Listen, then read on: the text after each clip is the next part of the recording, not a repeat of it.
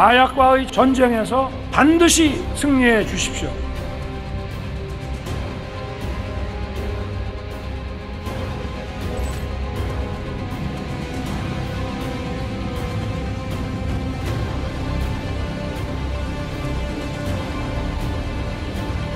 마중을 나와서 검색대 사이로 빼내줬다.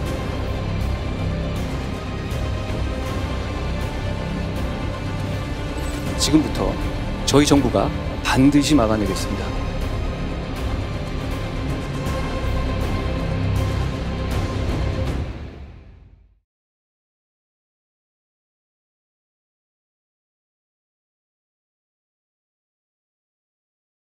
방송한 후에 검찰, 경찰 내부 인트라넷에 저희가 언급했던 관련자들 있지 않습니까?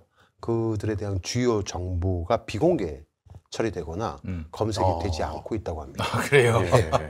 그리고 현재 저희 열린검TV에 제보한 내부 제보자들을 색출하는 움직임이 보이고 있다고 합니다. 네. 지난 토요일 경찰청 설전 방송 후에 월요일에 서울청 범죄예방기능 중간관리자 워크숍이 있었어요. 네네.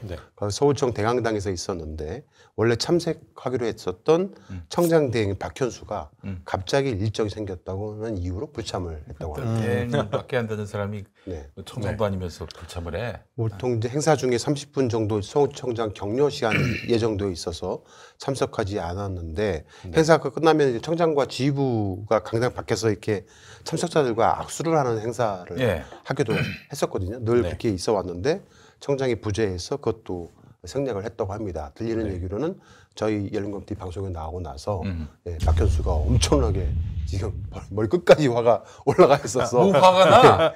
어이 현수 씨, 참석하지 없었다고 화날 합니다. 일이 뭐가 있어? 그래서 거짓말했으면 바로 그러니까 쥐구멍이라도 찾아 들어갈 일이지. 화날 일이 따로 있지 말이야. 그래서 그런지 갑자기 최근에 서울중앙지검에서 의정부지검으로 제 사건을 현재 이송을 했다고 연락이 왔습니다. 연락 받으셨죠? 저도 왔어요. 저희 둘이 연락이 왔습니다. 그래. 본격적으로 수사를 하라는 건데요. 아니 시청 소감을 이런 식으로 보내면 안 되지. 그리고 또 마포경찰서, 분당경찰서 등에서도 그동안 들고 있었던 사건들을 가지고 연락을 하기 시작합니다.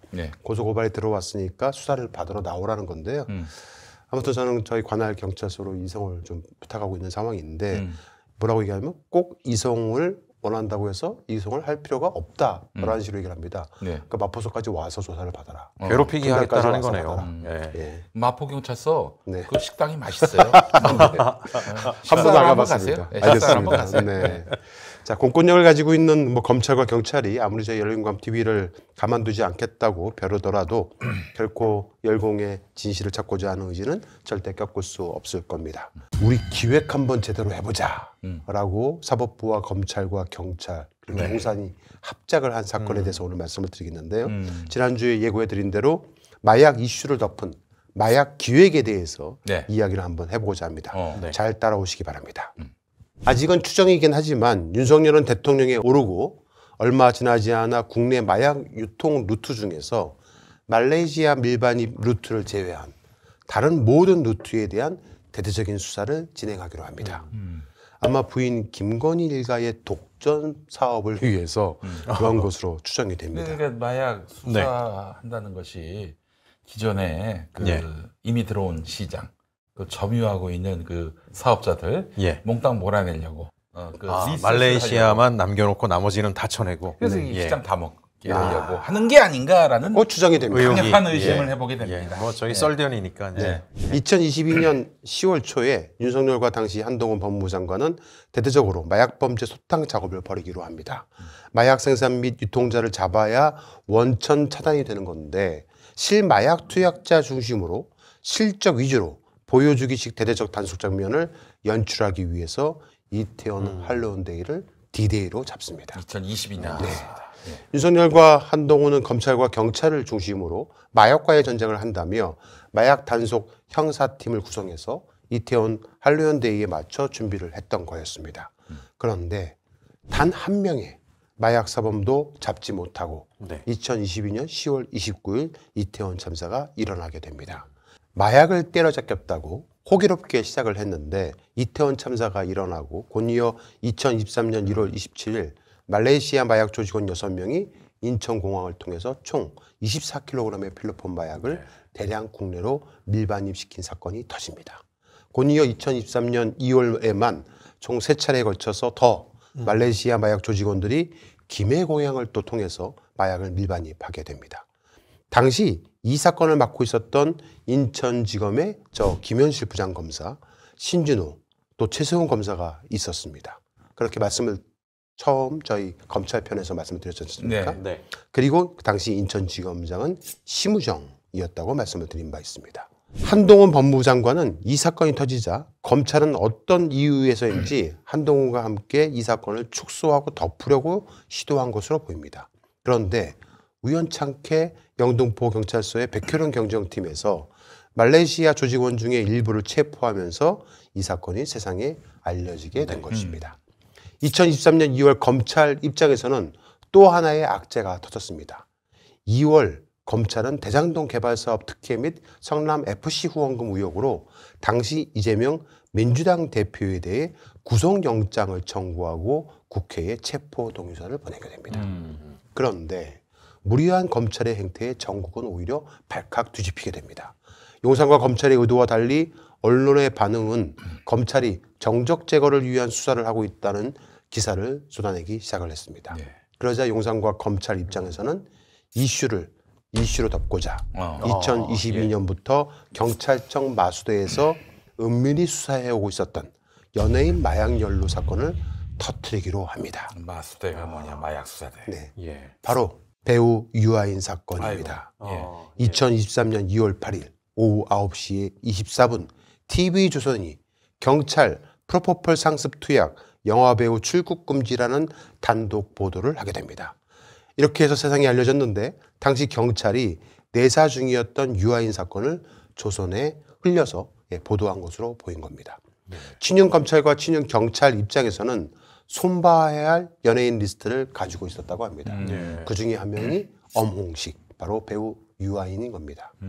평소 자신의 SNS 등을 통해서 진보적인 메시지 많이 냈어요. 사회적 약자에 대한 얘기라든가 정치적 이슈에 대해서 진보적 마인드로 거침없이 일관해왔던 개념 배우로 알려졌던 유아인은 윤석열 정권과 검경의 관리 대상이었다고 합니다.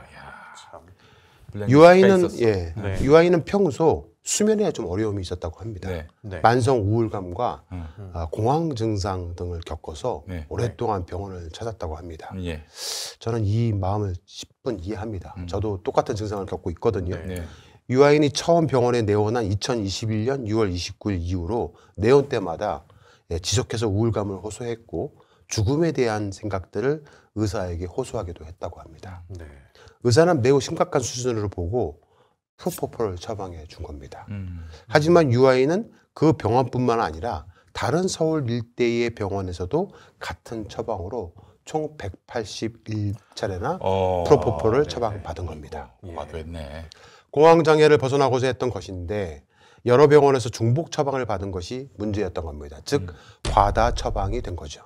결국 이 사건은 식약처에서 마약류 통합관리 시스템에 유아인 한 명에게 약물이 과다 처방되고 있는 이상 징후가 발견돼서 경찰청 마수대에 수사를 의뢰하게 된 겁니다. 경찰은 유아인에 대해서 대대적인 언론 플레이를 하면서 수사를 진행했습니다. 당시 담당 검사는 아까 말씀드렸던 서울중앙지검의 강력범죄수사부의 부장검사 신준호였습니다.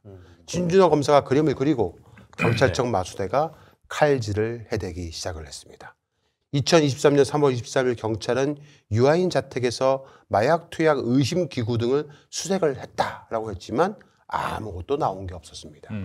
목표했던 대로 현장에서 마약 투약과 관련된 물품을 전혀 입수조차 하지 못했던 겁니다. 디지털 기기하고요, 개인 물품 정도만 가져간 게 전부였습니다. 여기에서도 유의미한 결과물을 도출해내지 못했습니다. 게다가 경찰은 졸피뎀을 의료 외 목적으로 처방받은 혐의에 대해서 수사 중이라고 발표를 했지만 이 또한 수면 장애를 위한 치료 목적이었다는 것이 밝혀지기도 했었습니다. 하지만 경찰은 사전에 경찰 측에서 비공개 소환 원칙을 지키지 않고 사실상 공개 소환을 하게 된 겁니다. 유아인 측은 다른 경로로의 출입 등 가능한 조치를 취해 줄 것을 요청했지만 경찰은 이를 받아들이지 않았습니다. 망신 주기를 하기로 작정한 거였습니다. 참. 경찰은 2023년 3월 첫 공개 경찰 출석을 시작으로 수차례 유아인을 포토라인에 저렇게 세웠습니다. 그리고 2차례나 구속영장을 청구했습니다. 그런데 법원은 모두 다 기각했습니다. 어떠한 증거가 없었던 거예요. 네. 경찰은 2023년 3월 첫 공개 경찰 출석을 시작으로 수차례 유아인을 포토라인에 세웠고 네. 2차례 구속영장을 청구했지만 법원은 모두 증거가 불충분하다면서 기각했습니다. 네. 경찰은 결국 수면마취형 의약품, 불면증 치료제 등을 모두 향정신성 의약품으로 보고 기존 혐의를 더해서 검찰로 송치합니다. 자, 사건을 이첩받은 검찰은 2023년 10월 프로포폴 상습 투약, 타인 명의의 수면제 불법 처방 매수, 대마 흡연 및 교사, 증거인멸 교사 등의 혐의로 불구속 기소합니다. 당시 담당 기소검사가 바로 지난 경찰청전 인천세관 마약 연루 사건을 덮은 서울중앙지방검찰청 강력범죄수사부의 김현실 부장검사였습니다. 결국 유아인은 2024년 9월 징역 1년을 선고받고 법정 구속됐습니다. 그를 법정 구속시킨 판사가 누군지 아십니까? 지규현 판사. 지규현 판사요? 네. 자, 이렇게 뭐 다 짜고 치는 고스톱이라고 보시면 됩니다. 예. 유아인은 올 2025년 2월에 2심에서 징역 1년에 집행유예 2년, 네. 벌금 네. 200만 원을 선고받고 풀려났습니다. 2심 재판부는 유아인에게 오랜 기간 수면장애와 우울증을 겪고 제대로 잘 수 없는 고통으로 약물에 의존해서 범행을 한 것으로 본 겁니다. 그래서 감형을 해줬죠. 즉 경찰은 유아인이 필로폰 같은 진짜 마약을 한 것도 아니고 네. 불면증을 극복하기 위해서 과다 처방을 받은 것으로 털어서 나올 때까지 탈탈탈탈 아이고, 털어서 결국 배우 유아인의 인생을 거덜내 버린 겁니다. 당시 경찰 내부자의 이야기를 들어보도록 하겠습니다. 유아인 사건은 서울청 마수대하고 중앙지검 신준호 검사 이렇게 같이 협업해서 작업을 했는데 유아인은 오래전부터 얘기가 돌았어요. 유아인의 정치적인 행동이나 언어 이런 것들이 윗선에 찍혔기 때문에 신준호가 아주 작정을 하고 서울청 마수대하고 협업해서 유아인을 죽이려고 했고 구속영장을 2번 쳤는데 기각이 됐죠. 그때 신준호가 차장검사로 진급을 해요. 신준호가 말레이시아 마약 사건 이슈에 유아인 이슈로 덮어준 공로를 인정받아서 9월달 검찰 인사의 차장검사로 승진을 하게 됩니다. 그 자리를 김현실이 이제 치고 들어와요. 김준호가 김현실을 인천지검에서 끌어온 거죠. 그때 김현실이 유아인을 한 달 있다가 기소하는 책임자를 맡습니다. 그리고 공판검사는 서울중앙지검 마약 전담 검사로 알려진 김태호 검사가 협업해 유아인에게 구형 4년을 때려버립니다. 그리고 유명 연예인인 유아인이 도주에 염려가 있다는 이유로 징역 1년에 담당 판사가 법정 구속을 시켜버리는데 그 판사 이름이 바로 지규현 판사입니다. 네. 그 당시에 저 지규현 판사가 네. 그리고 검찰이 유아인 피의자를 법정에 세워놓고 엄청 면박을 주고 완전히 그냥 얼굴을 못 들 정도로 창피를 줬다고 합니다. 예. 야, 윤석열 앞에서는 그렇게 꼬리를 내렸던 네, 사람이 네. 연예인 한 명 조질 때는 진짜 완전히 뭐 네. 여기서 유한이 씨한테 너무 고맙네요. 네. 그때 이제 예. 그래도 끝까지 살아서 그렇죠. 네, 네. 증인으로 남아준 것이 너무 고맙습니다. 예. 야. 하여튼 공황장애로 너무나 많은 과다 처방을 받은 거는 사실이고 그건 잘못된 네. 거죠. 예, 그 부분을 제가 뭐 실드 주고 싶은 생각은 전혀 없습니다만은 어찌됐든 필로폰이라든가 뭐 이러한 네. 진짜 마약을 한 것도 아닌데 예. 이걸로 그 사람의 인생을 이렇게 거덜내도 되는 것인지에 대해서는 한번 생각을 해볼 필요성이 있을 것 싶습니다. 예, 그리고 의사가 자신의 네. 의료적 조치로서 정상적인 처방을 한 것들도 있을 텐데 그렇죠. 그걸 다 빼고 그렇죠. 180회 이렇게 해버리면 네. 엄청나게 이 프로포폴을 네. 즐겨 한 사람처럼 이미지가 확 씌워지잖아요. 맞습니다. 정말 프로포폴로 감옥 갈 사람은 따로 있고요. 곧 네. 열린광TV에서 보도를 할 겁니다. 네. 당시 수사를 진행했던 팀원 중에 한 명이었던 제보자는 유아인 사건을 수사하면서 양심의 가책을 좀 많이 느꼈다고 합니다. 네. 그는 다음과 같이 또 말을 합니다. 많이 미안하죠. 이게 지금 의사 처방에 의해서 프로포폴하고 뭐 케타민 졸피뎀 이런 것들을 섞어가지고 이제 의사가 처방을 했는데 과다 처방을 했다는 거고 누나 이름으로 처방받아서 했다는 건데 이게 식약처에서 기획을 한 거죠. 이런 정도면 불구속해야 되는 건데 진짜 마약에 빠져 그런 건 전혀 없고요. 과다 처방이에요. 과다 처방인데 이걸 가지고 징역 1년에 법정 구속시켜버린 거죠. 뭐 잘못한 건 맞지만 솔직히 이 정도로 유명 연예인을 쥐잡듯 잡들이 할 정도의 사건은 아니었거든요. 유아인 인생은 끝난 거잖아요. 우리 경찰 이러면 안 되는 건데 많이 미안합니다. 당시 수사를 담당했던 경찰관 중에 한 명인데 네. 양심의 가책을 많이 느낀다라고 제보를 해왔습니다. 참 연예인들이 뭐 예. 인기도 많이 얻고 그래서 참 여러 가지로 그 혜택받은 집단으로들 인식하는데 저렇게 한번 이미지가 구겨지면은 그럼요. 회생불능의 상황까지 간단 말이죠. 그렇기 때문에 근데 약자 중에 약자예요. 맞아요. 목사님 그 예전에도 늘 그러지 않았어요? 국민의힘이 정권 잡았을 때 특히 자기들한테 불리한 정치적 사건이나 이런 게 생기면은 꼭 연예인 사건들을 터뜨려가지고 그러니까. 덮고 하는 네. 일들이 반복적으로 있지 않았습니까? 예, 맞습니다. 그렇게 또 당한 연예인들의 끝은 항상 좋지 않더라고요. 그렇죠. 네. 안타깝기만 합니다. 예, 특히 그래서 네. 바른 목소리 내는 연예인들은 유리지갑처럼 예. 항상 어항 속의 붕어처럼 맞아요. 감시를 받고 있다라고 네. 보시면 네. 됩니다. 예. 자, 그러다가 2023년 4월 윤석열 정권에게는 정말 개쪽팔리는 사건이 터집니다. 예. 2023년 4월 8일 날 100여 쪽에 달하는 미군 기밀 문건이 유출되는 사건이 터졌는데 거기에 한국산 포탄 수송 계획 문건도 들어가 있었던 겁니다. 미국 정보기관이 용산 대통령실을 통째로 도청한 겁니다. 네, 네. 유라이트 논란이 있었던 당시 김태호 국가안보실 1차장이 미국 방문을 위한 출국 직전에 인천공항에서 기자회견을 하면서 미국이 악의를 갖고 도청한 정황은 없다라고 발언을 해서 물의를 잇기도 했습니다. 도청에 선의 악의가 있습니까? 그러게요. 도청은 그 자체로 잘못인데. 저 사람은 유사시에 일본 자유대가 한반도에 입성할 수도 있다. 자유대 한반도 개입론을 주장했던 사람이기도 합니다. 예. 다시는 써먹어서는 안 될 사람인데 네. 예. 또 윤석열 정권이 갖다 쓴 거죠. 네. 예. 자, 그러다가 또 2023년 8월 3일 날 수인 분당선 서현역 칼부림 사건이 터지고 네. 오리역 대량 살인 예고 사건이 터졌습니다. 그렇죠. 그리고 또 10월 20일 날은 국회 교육위원회 국정감사에서 용산 대통령 비서실 의전비상관이었던 김승희라는 그 비서관의 딸에 대한 학폭 사건이 터졌습니다. 야, 잼버리 시기하고 맞물렸을걸요? 네, 예. 맞습니다.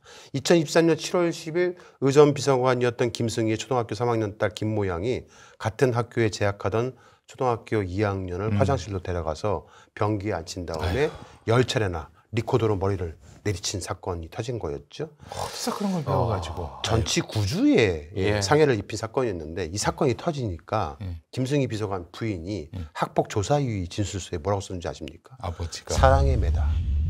사랑에 매요. 예. 그렇게 기술을 했다고 합니다. 그리고 자기 남편이 김승희라는 것을 알 수 있게끔 그렇죠. 해동한 것도 있잖아요. 예. 그 심지어 딸이 출석 정지된 날 음. 예, 김승희 부인이 윤석열과 김승희 비서관이 함께 찍은 카카오톡 프로필을 바꿔서 올린 거죠. 위세를 과시한 겁니다. 네. 야, 저 지랄하고 자빠졌네요. 김승희가 원주 예. 출신. 원주에 좋은 분들 많이 계신데. 네. 아, 그러니까요. 어쩌다 이제 이런 오명을 자꾸 뒤집어 쓰는지. 김승희 전 비서관은 저희 열린감 TV에서 또 경차전 썰전을 통해서 그때 방송을 했지만 네. 네, 과거 이력이 좀 불분명한 사람이고 네. 네, 호스트바에서 근무했었다는 얘기도 있었고요. 거기서 김건희 씨를 만났다라는 그런 썰에 대해서도 방송을 한 바 있기도 합니다. 그건 잘 모르겠는데 네. 네. 김승희 잘 보면은 경호처장 김성훈. 네, 하고 많이 좀 닮았어요. 비슷하네요, 예, 진짜. 닮았어요. 그러네요. 네. 예. 뭐 비슷하게 생겼다는 게 그러네요. 잘못된 말은 아니죠. 네. 예. 자, 그리고 또 2023년 9월에는 서울 서희초등학교 교사 사망 사건이 터지기도 합니다. 용산은 정말 급했습니다. 뭔가 대형 이슈가 터져서 이 악재들을 다 덮어야 한 거였습니다. 그러다가 2023년 9월 11일 영등포 경찰서 백혈원 경정팀은 아, 드디어. 예, 예. 말레이시아 마약 밀반입 사건에 인천 세관이 연루되어 있을 가능성을 상부에 보고합니다.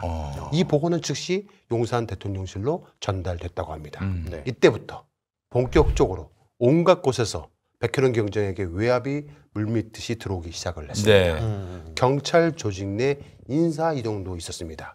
용산은 검찰과 경찰을 통해서 세게 드라이브를 걸어줄 것을 주문을 했다고 합니다. 네. 그러는 사이 경찰 쪽에서 강력한 이슈거리가 생겼습니다. 2023년 10월 초에 인천경찰청에 한 남성이 자신의 여자친구에게 마약을 건네준 유흥업소 종사자 김모 씨 등을 2명을 마약을 상습 투약했다라면서 신고를 한 겁니다. 유흥업소 종사자 김 씨는 마약 전과가 있던 인물이었고 이후 신고자 외에도 김 씨 주변 인물들의 마약 투약에 관한 제보가 추가로 접수됐고 경찰은 본격적으로 내사에 들어갔다고 합니다. 그리고 2024년 10월 18일 오후에 이 김 씨가 체포됩니다. 김 씨는 필로폰 등 마약을 투약한 혐의로 입건이 됐던 거였는데 다음 날 경찰은 김 씨에 대한 피의자 신문을 진행했다고 합니다. 첫 경찰 조사가 끝난 시각은 오후 2시 19분이었는데 3시간도 지나지 않아서 마약 혐의에 대한 단독 기사가 경기신문을 통해서 나오기 시작을 합니다. 여기서 보시는 저 L씨가 이성균이라는 추측을 할 수 있는 정보가 쏟아져 나온 겁니다. 그때 그랬어요. L씨로 나왔어요. 처음에. 내사 중인 정보를 어떻게 저 신문사 기자는 입수할 수 있었을까? 경찰만 아는 내사 정보를 경기신문의 저 백 기자는 과연 어떻게 입수했을까? 궁금합니다. 그 경기신문에 유능한 기자 많아요. 네. 옛날에 심혁 기자라고. 네. 정식 기자는 아니었습니다. 네. 아 그래요? 프리랜서 기자. 난 기자인 줄 알았는데. 정식 기자는 아니었습니다. 알겠습니다. 지금 유탐사의 강진구 기자도 프리랜서 기자라고. 유탐사의 자기가 프리랜서 기자라고 법정에 나가서 증인 선서를 하고 그렇게 얘기하기도 했습니다. 우리는 현재 열린공감과 전혀 별개의 회사인 주식회사 시민언론 유탐사의 임원이죠. 아닌데 이런 아니에요. 직원이죠. 아니 유탐사와는 어떤 관계? 프리랜서로 일하고 있는 기자예요. 유탐사를 위해 일을 하고 있는 유탐사를 위해서 일을 하고 있는. 자, 자꾸 세지 마시고. 네. 자, 정식 수사 절차도 시작하지 않은 입건전 조사 단계에서 이 씨가 수사 전선에 올랐음이 어떻게 언론에 알려졌는지 알아봐야 될 듯 싶습니다. 네네. 경찰이 흘렸다고 의심하는 게 합리적이죠. 네. 모든 수사가 그렇지만 특히 마약 수사는 보안이 중요합니다. 수사 사실이 알려지면 피의자가 증거를 없애거나 도주할 가능성이 크기 때문에 그렇습니다. 그러나 이성균 씨 사건의 경찰은 완전히 반대, 딴판이었습니다. 윤석열 정부가 마약과의 전쟁을 선포했지만 수사기관의 검거 실적은 정말 지지부진했거든요. 배우 유아인 씨를 상대로 2번이나 구속영장을 청구했지만 모두 기각이 돼서 체면을 구긴 상태였습니다. 이런 상황에서 배우 이성균 씨가 마약을 했다는 첩보는 그냥 넘겨버릴 수 없는 기막힌 유혹이었을 겁니다. 결국 경찰이 정보를 흘렸을지 검찰이 흘렸을지 이거에 대한 진실은 1년이 지난 뒤에 꼬리가 밟혔습니다. 2024년 7월 경기 남부경찰청 반부패 경제범죄수사대는 이성균 씨가 숨지고 나서 언론의 물매를 맞자 부랴부랴 정보 유출자 색출에 나섰습니다. 그리고 공무상 비밀 누설 및 개인정보보호법 위반 혐의로 인천경찰청 경찰관 A씨, 인천지검 수사관 B씨를 검찰에 송치를 했고 개인정보법 위반 혐의로 인터넷 연예매체 디스패치와 경기 지역 신문사였던 경기신문 등 언론사 기자 4명을 검찰에 송치하게 됩니다. 이성균 씨가 돌아가신 이후에 저게 드러난 거예요. 문제는 이성균 씨가 마약 혐의로 경찰의 수사를 받고 있다는 정보를 경기신문 기자에게 최초로 알려준 곳은 검찰이었습니다. 검찰 수사관이었던 거죠. 야, 이런. 경기신문은 이 검찰의 정보를 토대로 2023년 10월 19일 날 톱스타 L씨 마약 혐의로 내사 중이라는 제목의 기사로 이 사건을 처음 보도했던 겁니다. 이후에 여러 매체에서 후속 보도가 잇따랐고 이성균 사건이 일파만파 번졌던 겁니다. 과연 당시 검찰 수사관 단독으로 생각을 해서 이 정보를 흘렸을까요? 그럴 리가 없죠. 그러죠. 꼬리자르기를 한 것으로 보이는데요. 이 이성균 수사정보 유출 사건도 서울중앙지검하고 인천지검이 이송받아서 불구속 기소를 해요. 그 사람들을, 수사관들을. 지금 현재 이 사건이 어떻게 진행이 됐을 것 같습니까? 무려 1년이나 넘게 지났습니다. 사건이. 그냥 방치되어 있지 않을까요? 해임 파면은커녕 지금 2년째 회수로 지나고 있는데 사건을 쉬쉬하면서 검찰이 현재 들고 있습니다. 아, 그렇지. 기소도 안 합니다. 그 수사관들에게 이런 부당한, 무리한 그리고 불이익이 가할 조치가 내려지면 안 되지. 왜냐하면 그들이 한 게 아니기 때문에. 그렇죠. 2023년 3월 서울경찰청 마약범죄수사대는 유아인에 대한 2번의 영장을 청구했지만 모두 기각됐다고 말씀을 드렸잖아요. 욕을 바가지로 먹고 있었던 상황에서 서울청 마수대와 강남서가 중앙지검의 또 다른 연예인 마약 연루 기획 사건에 발을 담그기가 매우 곤란했을 겁니다. 당시 서울경찰청 마수대 및 광역수사대 단장은 저 사람 현 국가수사본부장 직무대리 아이고야. 김병찬이었습니다. 예. 이제 국수본부장이네 지금. 네. 대리기내도. 직무대리죠. 네. 예. 유아인 사건을 제대로 처리하지 못한 당시 서울청 마수대 대장이 있었는데 그 사람이 탁규주 총경이었는데 네. 서울 지하철 경찰대로 또 다른 범죄 마약 범죄 피의자를 놓친 사실을 윗선에 보고하지 않았다는 이유로 좌천되기도 했었는데요. 네. 서울청 마수대 대대장은 요직이거든요. 예. 그런데 오히려 당시 지하철 경찰대장이었던 신성철 총경이 마수대 대장으로 올라오고 마수대 대장이었던 턱기주 총경은 지하철 경찰대장으로 좌천돼서 쫓겨난 그래서 서로 자리를 맞바꾼 사건이 있었습니다. 예. 정기 인사 시즌이 아닌데도 주요 수사 기능 책임자가 상호 교체된 것은 흔치 않은 매우 이례적인 일이었습니다. 저 탁기주는 결국 옷을 벗었습니다. 그리고 지금 어디 가 있냐면 예. 대류가주 변호사로 가 있습니다.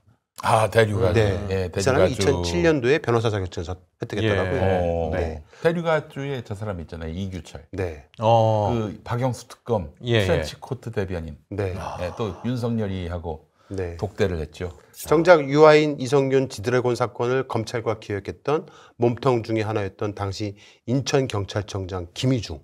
예. 그 사람은 이성균 씨가 사망하자 이렇게 언론에 대고 브리핑을 했습니다. 한번 들어보시겠습니다.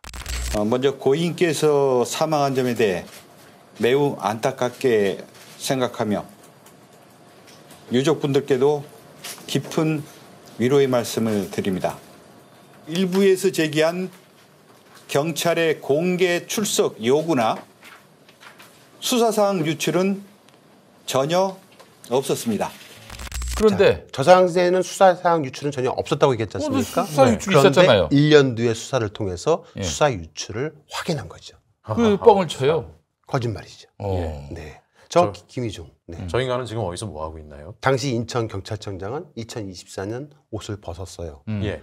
그런데 경찰청 산하 한국도로교통공사 공단 이사장직에 윤석열이가 꽂아줍니다. 아, 도로교통공단. 네. 예, 그 저기가 뭐가 있냐면은 지역교통방송 예, 맞습니다. 네. 대빵이에요. 네. 원주에 있어요. 그렇죠. 네. 본사가. 네. 예. 자, 그 다음에 당시 사건을 기획에 참여했던 서울청 광역수사단장 김병찬은 현재 경찰청 국가수사본부장 자리에 직무대리로 올라가 있고요. 김병찬은 과거 2012년 국가정보원 댓글 수사방해 사건 재판에서 예. 댓글 사건 당사자가 국정원 소속이라는 사실을 몰랐다라고 위증을 해서 벌금형을 받은 전력이 있는 사람인데도 현재 국가수사본부장 직무대리가 된 겁니다. 어유, 국정원 댓글 사건 하면 또 우리 윤석열 검사인데 뭐 맞습니다. 조직에게 다 봐준 거죠. 충성한다, 뭐 이랬던 네. 사람인데 그럼 당시에 자신하고 입장이 달랐던 저 사람들을 네. 나중에 다 중용을 했다. 네.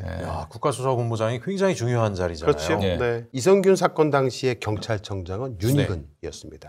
네. 그도 그 당시에 언론에 이렇게 말을 했습니다. 어쨌든 정말 안타까운 선택이고 저는 개인적으로 이성균 배우를 정말 좋아합니다. 근데 그게 과연 경찰 수사가 잘못돼서 그분의 그런 결과가 왔느냐? 이거는 청장으로서 저는 동의하지 않습니다. 그런 수사에 저희가 비공개로 계속 수사를 진행했다고 그랬으면 저희가 감당하기 힘듭니다, 사실. 잘 아실 거 아닙니까? 그걸 비공개 소환으로 저희가 수사하고 했을 때 그걸 용납하세요. 뒤에 하하는 뭡니까? 저 윤희근은 2024년 8월에 경찰청장의 임기를 모두 마치고 네. 현재 청주대학교 경찰행정학과 석좌 교수로 내량되어 교수. 있습니다. 예. 네. 윤희근은 이태원 참사 당일 충북 제천 캠핑장에서 자신의 제지자들과 함께 술을 마시며 휴가를 보냈던 사람이고 네. 이태원 참사 당일 참사 알림이 무려 11번이나 왔는데도 그걸 못 본 채 했던 사람이기도 합니다. 이태원 참사 당시에 이태원 파출소의 인력 지원 요청을 묵살했던 서울경찰청은 가만 놔두고 일선 경찰들에게만 책임을 묻기도 했었던 사람입니다. 네, 그렇죠. 예. 대한민국 길바닥에서 수많은 청년의 길을 지나가다가 참변을 당했는데 당시 경찰청장이었던 윤희근은 아무런 벌도 받지 않았습니다. 검찰이 무능한 경찰청장 윤희근을 기소조차하지 않았던 겁니다. 네. 자, 그럼 왜 당시 경찰청은 검찰과 짜고 이성균 사건을 인천경찰청에서 수사하게 했을까? 이성균 씨의 주소지나 그 범행 의심 장소의 관할이 인천이 아니에요. 인천하고 인연이 예, 없습니까? 강남 쪽이거든요. 어. 그런데 강남 일대의 의심 장소이기 때문에 제보를 받았더라도 강남 경찰 서라든가 네. 서울지방경찰청 마약수사대로 넘기는 게 통상의 수순이거든요. 그렇죠. 예. 실제 이성균이란 경찰 입장에서는 큰 건을 가지고 네. 당시 강남경찰서와 인천경찰청이 서로 관할 문제로 한바탕 싸움이 벌어졌다는 이야기가 들리기도 했었습니다. 네. 서로 사건을 맡으려고 했던 거였는데 강남서가 사건 발생지가 우리 관할이니까 사건을 이관하라고 했던 거예요. 네. 그래서 갑자기 인천경찰청 관할이 경기신문이 있지 않습니까? 네. 거기다가 단독 보도를 터지게끔 흘려준 거죠. 그 경기신문이 사실 수원에 본사가 예. 있지만 인천 본사도 있어요. 예. 그렇지. 그래서 인천 본사에서 나온 맞습니다. 기사라서 네네. 그렇게도 엮을 수가 있구나. 강남경찰서가 그 대한민국에 있는 경찰서 중에서 마약팀이 2개 팀이 있어요. 오. 마약 1팀, 마약 2팀이 정도 있을 정도로 되게 큰 경찰서인데 서울청과 강남서는 자신 관할 사건을 쉽게 절대 뺏기지 않거든요. 네. 근데 인천청으로 보낸 겁니다. 문제는 이성균은 마약 범죄자일까 아니면 피해자일까? 이 부분이 좀 궁금합니다. 네. 이성균 사건을 정확하게 이해하기 위해서는 이 2명의 여성을 좀 아셔야 됩니다. 한 명은 업소녀 실장 김나 땡씨고 한 명은 미혼모인 박소 땡씨입니다. 저 김남 땡씨는 당시 29살의 나이에 마약 전과만 육범인 어이구야. 업소녀였습니다. 예. 새끼 마담으로 유명했던 사람이고요. 저 김남 땡씨는 업계에서 알아주는 그 야당, 요즘 야당이라는 영화 뜨고 있지 않습니까? 마약 수사 정보원이기도 했다고 합니다. 네. 물론 이성균은 이 같은 사실을 전혀 알지 못했다고 합니다. 네. 저 박소땡이라는 또 여자는 예. 뉴스에서 이 아이를 안고 나타났던 28살의 여성이기도 합니다. 저 박소땡은 김남땡과 같은 빌딩 위아래층에 거주하면서 김남땡과의 친분을 이용해서 이성균을 협박합니다.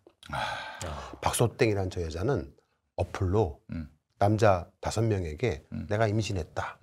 그러면서 양육비를 뜯어냈다가 사기로 교도소에 갑니다. 근데 그 교도소 안에 바로 마약으로 들어왔던 김남땡을 만나게 된 거예요. 거기서 만난 거예요? 네. 거기서 너무 둘이 친해져서 네. 비밀을 다 공유할 정도의 사이가 돼버린 겁니다. 박소땡은 이 김남땡을 등쳐먹기로 생각을 합니다. 이 사건도 결국 박소땡이 마담 김남땡이 마약하는 것을 빌미로 네. 돈을 뜯어내려고 하다가 일어난 사건입니다. 네. 박소땡은 김남땡이 마약을 하는 사실을 알고 신분을 숨긴 채 김남땡을 협박을 하고 경찰에 신고하고 네. 가족에게 알리겠다고 말하면서 1억 원을 내놓으라고 협박을 합니다. 네. 근데 김남땡은 1억을 구할 곳이 없잖아요. 네. 여러 사람을 구걸을 하러 다니는데 구할 데가 없으니까 이성균한테 연락을 한 겁니다. 손을 벌리게 된 것이죠. 예. 자, 여기서 이 김남땡도 이성균을 속입니다. 김남땡은 이성균에게 자신이 협박당하고 있다고 하면서 1억이 아니고 3억이 필요하다고 말을 합니다. 예. 그리고 이성균에게 결국 3억 5천만 원을 뜯어냅니다. 거기서 5천만 원만 박소땡에게 주고 나머지는 자기가 인마이 포켓을 활용한 겁니다. 이 사람들 진짜 나쁜 사람들이네. 네. 용서받을 수가 없겠어요. 예. 하지만 돈에 욕심이 생긴 이 김남땡은 이성균에게 받은 3억을 들고 도망가려고 했던 거였고요. 돈을 못 받을 것 같았던 박소땡은 결국 이성균을 직접 협박하기 시작을 합니다. 네. 김남땡의 돈을 들고 튀었다. 내가 너의 녹취록을 갖고 있다. 2억을 더 내놔라. 그러면서 이성균을 협박했던 겁니다. 그리고 언론에 이성균과 김남땡의 사적인 전화통화 내용을 흘립니다. 그렇게 해서 이성균 씨의 사생활이 언론과 유튜버들에게 공개가 된 겁니다. 그때 가장 먼저 이 이성균 씨의 통화 녹취를 공개했던 가세현. 기억하시죠? 가세현. 네. 네.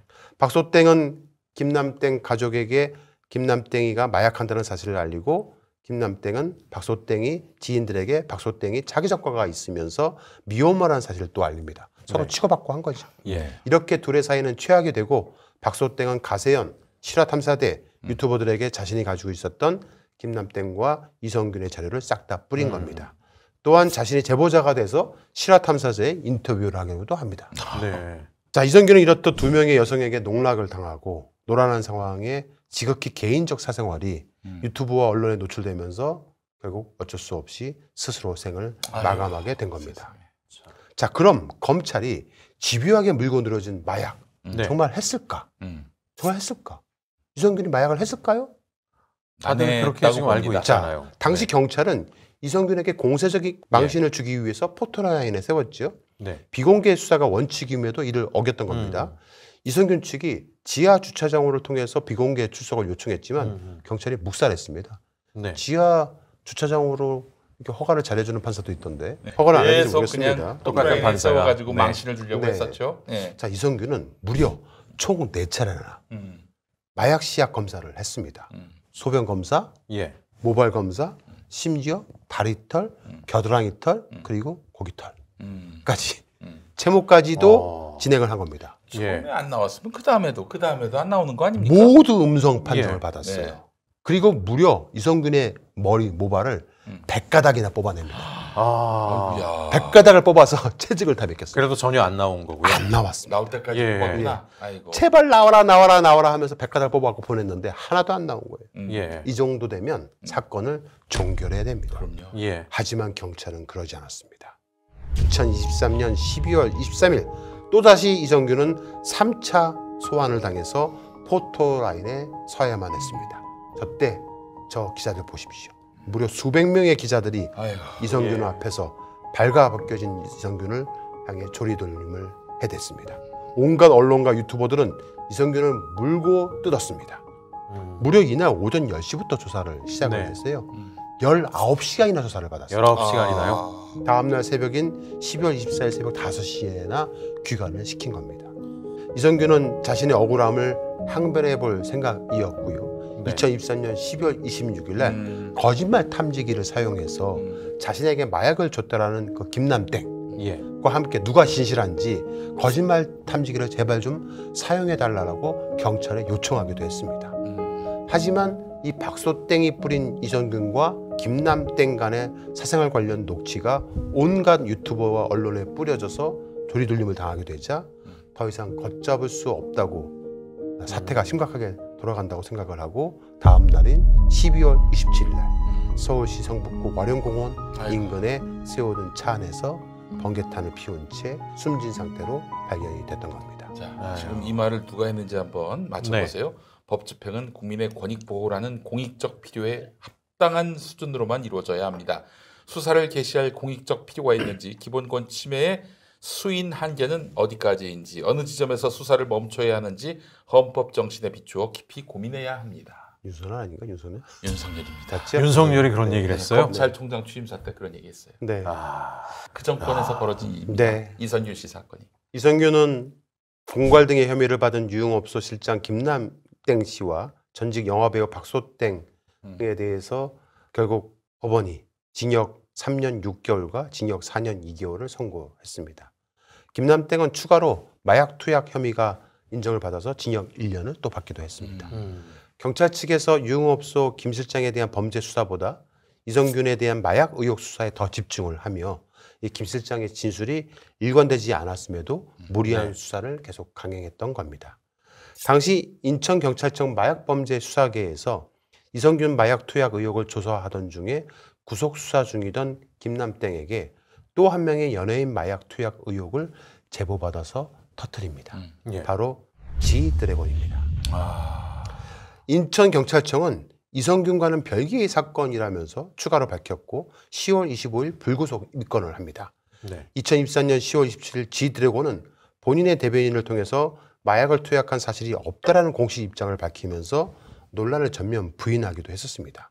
하지만 인천경찰청은 이성균과 함께 출국 금지 처분을 내려버립니다. 그리고 지드래곤의 혐의 부인에 대해서 특정할 수 있는 증거가 있다라고 하면서 자신감을 보였어요. 네. 경찰이. 11월 6일 날 인천경찰청 광역수사대 마약범죄 수사계에는 임시사무실이 위치한 인천에 있는 논현경찰서에 자식 출석한 저 지드래곤을 수사하게 됩니다. 신체 압수수색 영장이 발부되지 않았기 때문에 네. 본인의 모발 등을 제출할 의무가 없었거든요. 그렇죠. 네. 그런데 본인 스스로 손톱, 발톱, 모발 다 싹 다 자의로 제출을 한 겁니다. 예. 마약 투약 사실이 없기 때문에 결백을 밝히기 위해서 자의로 제출을 한 것이라고 합니다. 그런데 인천경찰청은 증거가 있다고 얘기했었잖아요. 네. 네. 증거가 있었을까요? 없었지. 전혀 증거가 나오지 않았습니다. 야, 이 네. 양아치들이구만 완전. 예. 근데 양아치들이에요. 정확한 물증도 없이 진술만으로 수사를 했던 것을 결국 11월 13일 날 인천경찰청은 인정을 합니다. 야.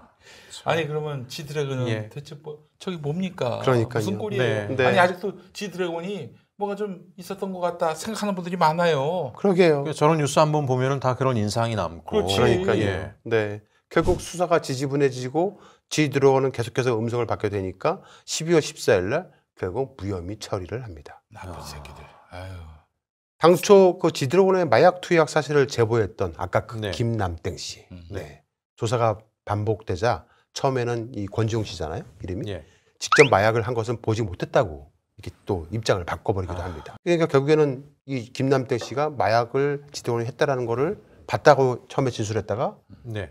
보지 못했다고 또 진술을 바꾸기도 하고 뭐 이렇게 왔다 갔다 해버리니까 그 김남땡 씨의 말만 믿고 수사를 했던 인천경찰청은 결국은 난감해져 버린 바람에 사건을 불송치로 내사 종결을 한 겁니다.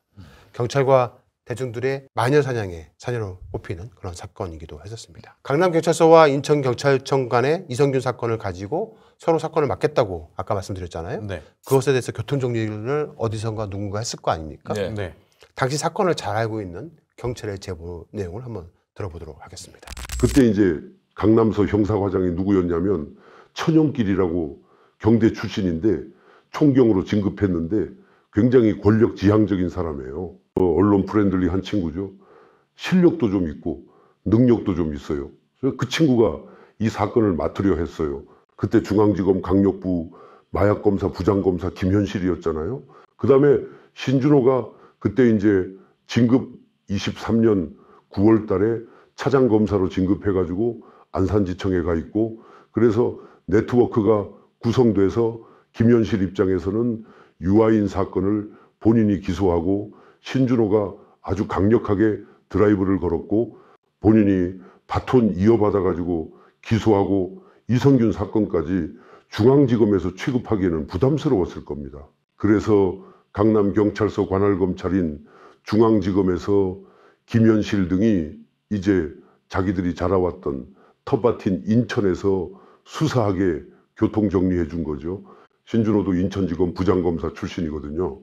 검찰이 경찰 수사 우선권을 정리해 준 겁니다.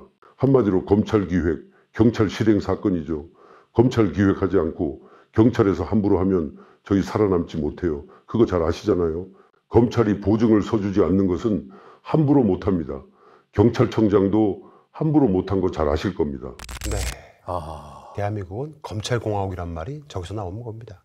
왕국이죠. 네. 그러니까 사건을 자기들이 원하는 방식으로 만지고 싶은데 강남으로 가면 그게 쉽지 않을 것 같으니까 그렇죠. 인천경찰청이 하게끔 네. 교통정리를 했다라는 네. 거잖아요. 제보자는 당시에 저 인천경찰청장이 김희중 저 사람이었는데 네. 행정안전부 경찰국장이었던 사람이거든요.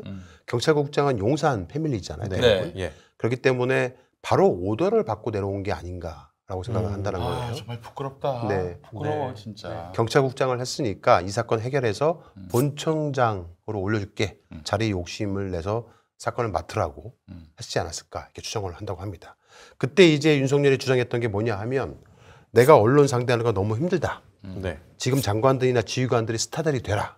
그리고 전면에 나서라. 이렇게 얘기를 했다고 합니다.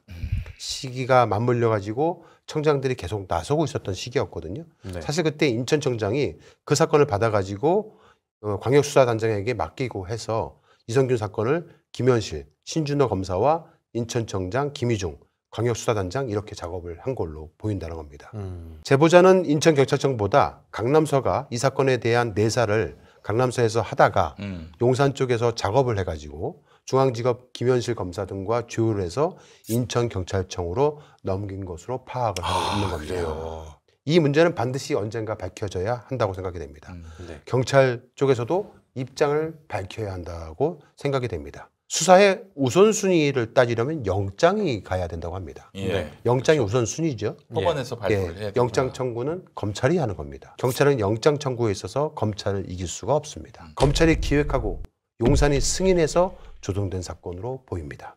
제보자의 이야기를 계속 들어보겠습니다. 그런 사례는 경찰 역사에 없습니다. 없어요. 한 번도 없습니다. 그것은 수사 비례 원칙에 어긋나는 거니까요. 한 번도 아니고 소병검사의 모발을 100개 넘게 조사하고 겨드랑이 털, 다리 털, 심지어 채모까지 마약 검사했는데 안 나오면 그냥 수사 종결 처리하는 거죠. 보통 안 나오면 그런데 공개적으로 또 출석 요구를 하고 그리고 그 김 씨와 이성윤의 녹취가 공개가 됐잖아요. 그런 게 공보규칙 위반이죠. 이성균 사건은 공보규칙 위반을 넘어 사실 비밀 누설이에요. 포토라인에 쓰려고 아이고 참 나쁜 새끼들이죠. 같은 경찰 제복을 입고 있다는 게 정말 창피합니다. 창피해요. 네. 양심의 증언을 하셨네. 네. 이성균 사건이 불거질 때 경찰 내에 백혜룡 팀 사건을 희석시키려 한다는 소문이 돌아왔다고도 합니다. 인천세관 마약 연루 사건을 영등포서 백혜룡 수사팀이 외압에도 불구하고 치고 나가려고 하니까 이제 이슈는 이슈로 막기 위해서 이성균 사건을 무리하게 공개 수사로 전환해서 이성균을 포토라인에 세워 악마화하고 범죄자로 만들어 버린 겁니다. 백혜룡 경정의 이야기를 들어보도록 하겠습니다. 제 사건 때 이제 불거지고 뭐 이렇게 제가 정하고 그러니까 진짜 내 가슴이 아픈데 이성균 그리고 이성균 그거 정보 흘린 그 저희 총경 그 인천성 마수대 긴급했잖아요. 근데 차마 내가 이성균이 자살할 줄 몰랐죠. 근데 그때 이제 인천청에서 할 때 이제 그 마약 시약 검사에서 이성균이 안 나왔는데 이제 계속한 게 이걸 이 영등포 백혜룡 팀 사건을 희석시키려고 한다는 소문이 이제 돌았거든요. 백혜룡 수사팀 사건을 이게 이제 불거지니까 이거 치고 나가려고 이제 이슈는 이슈로 막기 위해서 그런 소문이 돌았거든요. 뭐 통장 인물이 이제 김현실, 신준호 뭐 이렇게 뭐 주기현까지 검찰이 보증 없이 어렵다니까요. 이 연예인 사건은 검찰에서 이렇게 한 거고 지금 이 영장 청구되고 공판 단계에서 검찰 눈치를 안 볼 수가 없잖아요. 설령 검찰하고 같이 협업해서 했다던 치더라도 우리 경찰은 검찰을 걸고 넘어질 수가 없습니다. 네. 한 사람을 저렇게 죽였군요. 죽였어요. 예. 백혜룡 경정은 또 이렇게 말을 합니다. 치안감 인사가 2023년 1월 26일 날 있었다고 해요. 그때 박현수가 용산 대통령실 국정상황실 치안 비서관에서 본청 정보국장으로 왔다고 합니다. 그런 시기에 김유중이 경찰국장에서 인천청장으로 갔던 겁니다. 10월 20일 국가수사본부하고 서울청 지휘부에서 세관 피의자들을 입건하지 말라고 계속 백혜룡 경정에게 압력을 주고 기자들에게 세관 직원들은 아직 입건할 단계가 아니다. 진술밖에 없다고 할 때였다고 합니다. 그때 백혜룡 경정은 모든 외압에도 굴복하지 않고 10월 22일 밤 11시를 넘어서 세관 피의자들을 입건합니다. 이 일은 10월 22일 날 아침에 보고가 올라갑니다. 서울청 보고가 가면은 바로 국가수사본부에서 국정상황실, 용산 국정상황실에 이제 보고를 하게 된 겁니다. 난리가 난 거죠. 그때 이거 하나 막으라고 그랬더니 그걸 못 막고 피의자 인지까지 해가지고 기사화가 되게 만드냐 하면서 용산에서 난리가 났다고 합니다. 그래가지고 다음 날인 10월 23일 이성균 사건을 인천청하고 서울청, 강남서에서 이렇게 조율을 해가지고 조율도 안 된 상태에서 인천청 마수대에서 급발진을 해갖고 발표를 해버리고 국가수사본부장은 부랴부랴 조정을 하는데 욕을 바가지로 먹으니까 그 다음 날 바로 이성균 지드래곤 등을 매사하고 있다고 언론에 흘려버리고 생쇼들을 한 겁니다. 배우 이성균 씨 등 연예인 마약 사건을 수사했던 인천경찰청은 역대 최다 총경 승진자를 배출했습니다. 그래요? 네. 아이고. 당시 인천경찰청 소속만 무려 6명이나 총경을 승진했다고 사람이 합니다. 죽었는데 무리한 수사로. 근데 승진을 해? 아이고야. 경찰의 꽃으로 불리는 총경은 일선 경찰서장과 또 본청 시도경찰청 과장급 인사거든요. 전체 경찰 가운데 총경 이상 계급은 1%도 안 됩니다. 전국을 강타한 연예인 마약 사건을 수사하면서 배우 이성균이 극단적 선택을 하는 등 과잉 수사 비판이 일고 있었을 때에 인천경찰청은 승진잔치를 벌였던 겁니다. 그리고 신준호 부장검사는 2023년 9월 차장으로 승진을 합니다. 안산지청으로 갔다가 24년 5월경 대검마약 조직범죄관리관으로 부임을 하게 됩니다. 그리고 2024년 9월 본청 서울청 국정감사 때 백혜룡 경정이 문제를 제기했었던 말레이시아 조직사건 제출 자료를 모두 거부했던 인물이기도 합니다. 그리고 국회에서 증인 신청한 검사 최세훈 등이 그 증인 참고인 출석을 다 틀어막았던 위치에 있었던 사람도 신준호 부장검사였습니다. 자, 또 그 김현실은 2024년 5월 말에 차장으로 승진을 해서 부산 동부지청으로 갔다가 용산 한남동 관저 수익 계약 등 위법한 네. 공사 관련 고발 사건을 축소 은폐시키기 위해서 급하게 중앙지검으로 올려왔다고 합니다. 야, 이거 악마의 소굴이구만. 네. 현재 저 김현실의 위치가 궁금해요. 기사들 얘기로는 한남동 관저 사건 있지 않습니까? 예. 네. 그거 전담 마크하려고 중앙지검으로 올렸다는 얘기가 있는데 예, 지금 현재 어디에 있는지 소속을 불분명합니다. 아이고. 그 당시에 인천지검장이었던 심우정 마약 예. 사건을 잘 덮고 이슈에 이슈를 덮은 공로를 인정받아서 검찰총장이 되었습니다. 아카데미 사관왕에 올랐던 기생충의 주연 배우 이성균 씨. 이성균 씨의 죽음은 사회적 타살이기도 합니다. 이성균 수사에 관한 내부 정보가 최초 유출된 시점부터 극단적인 선택에 이르기까지 2개월간에 걸친 기간 동안에 경찰은 이성균을 보호하기는커녕 그를 마녀사냥했고 포토라인에 세워 망신을 주었습니다. 수많은 사람들로 하여금 단정적으로 마약을 투약한 파렴치한 범법자 취급을 해버렸습니다. 이성균 씨는 포토라인에 서서 연신 고개를 숙이며 사과를 해야만 했습니다. 정말 그가 무엇을 잘못했다고 생각하십니까? 그냥 단지 유명한 사람이었다라는 거 외에는 아무 잘못이 없는 거고. 그렇죠. 네. 오늘 제 방송을 보면서 느낀 건데, 네. 야, 식김굿이 필요한 놈들이구나. 네. 그런 생각을 했어요. 네. 식김굿이 필요한 놈들이다. 이성균 씨에 대해 마약을 했다고 말한 그 김남땡은 이성균 씨가 언제 마약을 했는지 날짜조차 특정하지 못했다고 말씀드렸잖아요. 나중에 경찰이 이성균 씨의 일정을 오히려 알려주고, 야, 이성균이 2024년 8월 29일부터 9월 7일까지 미국 출장을 다녀왔어. 예. 그러니까 2024년 8월 19일부터 8월 29일 사이가 범행일로 특정이 되는데 이때 마약을 한 건 맞지? 라고 오히려 물어봅니다. 허위 진술 사주를 했네요. 그러니까 김 씨가 맞아요 이렇게 이건 완전히 하면서 범죄 집단이네. 8월 29일이라고 얘기했다가 예. 나중에 이걸 또 진술을 8월 20일로 바꿔요. 그래서 8월 20일 날 CCTV를 확인을 해보니까 8월 20일 날은 이성균 씨는 오지도 않았던 거예요. 네. 이거 이성균 씨는 마약을 했다는 아무런 증거가 없는 겁니다. 네. 그런데 피의자를 입건해버린 거예요. 거기다가 모든 마약 시약 검사는 음성이었거든요. 아예 마약 소문 자체가 검출조차 되지 않았던 겁니다. 4번이나 마약류 검사에서 음성 판정을 받고도 한 달 뒤에 또다시 경찰이 공개 소환을 해서 카메라 앞에 세운 겁니다. 정말 다 갈아엎어야 합니다. 네. 다 갈아엎어야 돼요. 이놈들은 뭐 다시 재활용할 여지가 없는 놈들이에요. 네. 예. 그러면 도대체 이성균 씨는 왜 죽었냐 이렇게 말씀하시는 분들 많을 거 아닙니까? 예. 사생활이에요. 예. 지극히 개인적인 사생활에 대한 누구나 우리는 다 사생활이 있지 않습니까? 그리고 예. 스타들은 말이죠. 네. 그 사실 진짜 무슨 잘못이 있든지 없든지 네. 이미지가 훼손되는 순간 그렇죠. 생명이 끝나죠. 끝나고 생각했기 때문에 마약 사건으로 죽은 게 아니에요. 예. 개인의 사생활, 그 김남땡 씨하고 통화한 내용, 그게 사생활 내용이 유출된 거 아니에요. 그걸 유출시킨 사람들이 누구냐고요.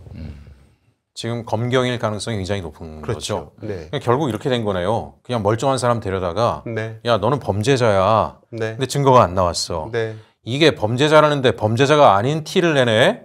너 알았어. 그리고 사생활 터트려가지고 모욕 주게 하고 괴롭히게 하고 맞습니다. 죽음에 이르게 하고. 그렇죠. 한 사람의 인격을 소중하게 여기는 집단이라면은 네. 저런 네. 수사를 할 수가 없죠. 그러니까 네. 이미 검사가 대통령이 된다고 했을 때에는 이런 상황이 올 것이라고 우리는 짐작했어야 했어요. 네. 그 세상에 둘로 보이는 거 아닙니까? 자기가 범죄자로 만들 사람과 그냥 범죄자. 참. 검찰에겐 두 부류의 사람밖에 없어요. 네. 그리고 얼마나 그 상대가 우습고 예. 가벼워 보이겠어요. 그러니까 그냥 야 우리가 지금 위기를 만났으니까 네가 좀 재물이 돼줘야겠다. 이거 아닙니까? 나쁜 놈들이에요. 이런 놈들은 인간도 아닙니다. 이성균 씨는 유명이긴 하지만 공인은 아닙니다.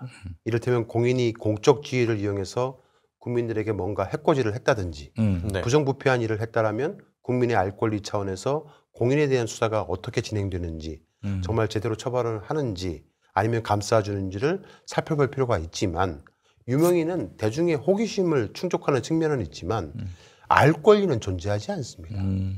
경찰 수사 사건 등의 공보에 관한 규칙에 따르면 사건 관계인을 미리 약속된 시간에 맞춰서 포토라인에 세우는 행위를 원칙적으로 금지하고 있습니다. 경찰은 이성균 씨 측의 비공개 출석 요청도 묵살했습니다. 이성균이라는 배우를 혐의도 특정되지 않은 상황에서 한 사람의 인권을 마구잡이로 난도질했던 겁니다. 당시 이성균에 대한 기획 수사와 극장식 수사를 진행했던 검찰, 경찰의 주요 인물들은 모두 다 영전하였습니다. 이성균 씨는 무려 19시간의 강도 높은 밤샘 조사를 마치고 새벽 5시경 경찰서에서 나오면서 다음과 같이 말했다고 합니다. 너무 늦게 끝나서 기자분들을 기다리게 해드려 진심으로 죄송합니다. 그게 뭐 저희가 일부러 늦게 나온 것도 아닌데. 언론이 그만큼 무서웠던 겁니다. 아이고야. 네. 당시 언론이 이성균에게 가한 가혹한 난도질에 이성균은 처참히 무너졌습니다. 그리고 이성균 씨의 사적 통화 녹음 파일이 유튜브 등을 통해서 퍼져나가자 더는 견디기 어려웠던 겁니다. 경찰의 내사 사실이 공개된 뒤 70일 동안 매우 고통스러운 시간을 가져야만 했습니다. 야, 너 천벌 받는다? 천벌 받을 거야. 식김구 태봐라. 뭐가 될지. 네. 넌 이제 끝났어. 완전히 이제 지옥에 다름 아닌 삶을 살게 될 거야. 네. 우리 헌법은 무죄 추정의 원칙에 따라서 법원 재판에 의해서 유죄 판결이 확정되기 전까지는 무죄로 추정을 하고 있다고 합니다. 그런데 공신력 있는 그 수사기관 또는 언론기관이 피의 사실을 보도를 하기 시작을 하면 사회에는 이미 피의자가 유죄라는 심증이 형성되기 시작을 하고 또 이것이 다시 수사 기소 재판에 영향을 미치게 된다고 합니다. 수사기관 종사자가 알게 된 피의 사실을 재판에 넘기기 전에 공표된 경우 형사처벌을 할 수 있게 되어 있습니다. 그러나 처벌된 사례는 아직까지 단 한 건도 없다고 합니다. 굉장히 악의적인 행동을 했네요. 네. 마약을 했다라고 뒤집어 씌우려다가 증거가 안 나오니까 사생활 문제를 터뜨려서 사생활에 문제가 있는 사람이니 마약을 했을 가능성이 높다라는 그런 여론을 만들려고 한 거고 이렇게 해서 한 사람을 아주 사지로 몰아낸 거잖아요. 검찰 수사를 받다가 자살한 사람이 10년 사이에 90여 명이 넘는다고 합니다. 수사기관뿐만 아니라 언론 또한 고인의 죽음에 대한 책임에서 자유로울 수는 없을 듯 싶습니다. 관행이라는 이유로 한 사람의 명예가 침해될 수 있는 엄중한 사안을 그저 경쟁적으로 보도하기에 급급했다는 지적에 대해서 자성이 필요하다는 것은 저희를 포함한 모든 언론이 뼈아프게 느끼어야 할 일일 듯 싶습니다. 나쁜 짓 했던 놈들 이름 다 기억합시다. 이름을 기억해야 걔네들이 긴장을 타요. 자, 피의자의 피의 사실을 공개하는 것은 어쩌면 강한 사회적 형벌이자 불이익이기도 합니다. 유명이란 이유로 법정에 서기도 전에 누군가를 범죄자로 낙인 찍고 벼랑 끝으로 몰아넣는 일은 없어져야만 합니다.